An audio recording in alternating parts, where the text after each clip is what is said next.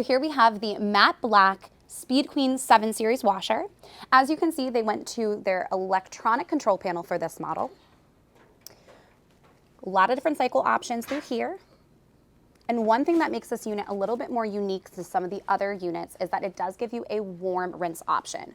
So you do have your cold, cold, warm, cold, and then you get to that warm, warm, and then back to hot, cold. So not a lot of washers these days offer you an opportunity to do a warm rinse, but this specific Speed Queen gives you that option. So that's something that's important to you. This might be the right unit for you. Moving into the different load sizes, you do have your autofill, which again is going to weigh the amount of clothes and enter the water accordingly, different soil levels, as well as your different options through here.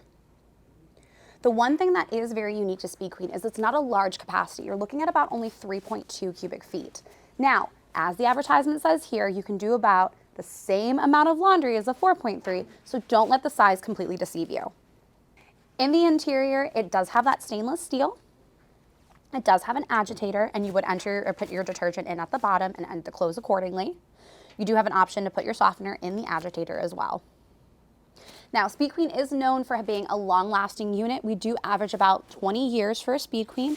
I do call these units an investment, but overall, Speed Queen is a great option if you're looking for something long-lasting, heavy-duty, but are okay sacrificing a little bit of capacity.